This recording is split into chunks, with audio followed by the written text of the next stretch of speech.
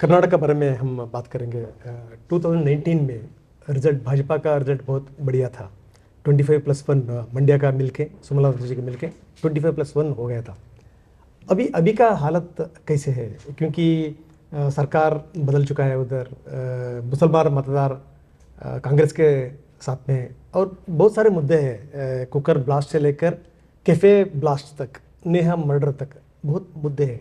आपकी बात सही है कि कभी कभार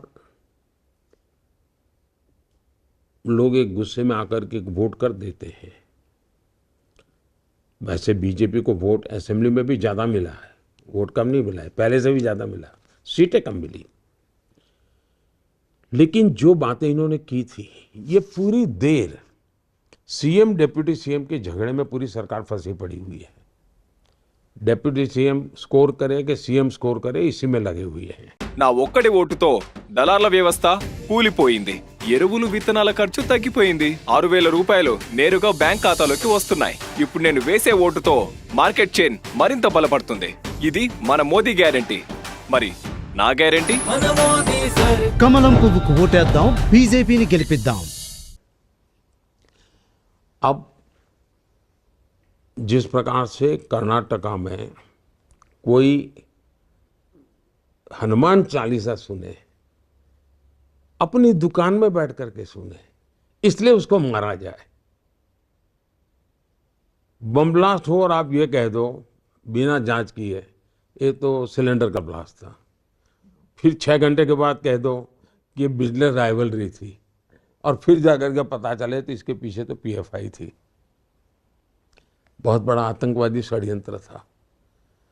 नेहा का मर्डर हो तो आप कहते हैं कि वो तो बच्चों बच्चों का मामला है, तब लोगों को बहुत झटका लगता है कि क्या कर रहे हो भाई, क्या कर रहे हो तुम। दूसरा, उन्होंने जितनी गारंटी लेकर के आए थे, हर गारंटी में कोई टैग लगा दिया। किसानों को जो 4,000 रुपये मिलते थे उन्होंने बंद कर दिया। बैंकरप्ट है ना, पूरी तरह खजाना खाली हो गया। मैं तो मानता हूं जी 2 महीने के बाद वो सरकारी कर्मचारियों को सैलरी दे पाएंगे कि नहीं दे पाएंगे, सवाल है। मैं सरकार में हूं इसलिए मुझे मालूम है कि उनकी अर्थव्यवस्था इतनी खोखली हो चुकी है, इतनी तबाही की ओर जा रहे हैं कि कुछ बचेगा नहीं जी। और कांग्रेस के लिए पहले कर्नाटका, अब तेलंगाना, ये दोनों एटीएम बन गए हैं। जो हाल छत्तीसगढ़ का हुआ वो हाल इनका होते देर नहीं लगेगी जी। क्यों? एटीएम बन गया। छत्तीसगढ़ में कांग्रेस एटीएम बन गई थी, आज कर्नाटक तेलंगाना एटीएम बन गई, और जेल वो जा रहे हैं। पाप यहां दिल्ली वालों के लिए वो हिस्सा बांटना पड़ता है, लेकिन जेल उनको जाना पड़ रहा है। तो मैं तो कर्नाटक की हालत बड़ी गंभीर देख रहा हूं जी। चुनाव छोड़ दीजिए, जैसे मैं बंगाल के लिए कहा, कर्नाटक भी देश का बहुत महत्वपूर्ण राज्य है जी।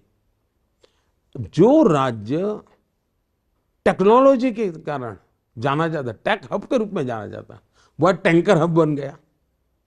वाटर माफिया साहब, वहां पानी, सोसाइटी वाले चिल्लाते हैं कि हमें बोली बोलनी पड़ती है तब जाके टैंकर आता है जी।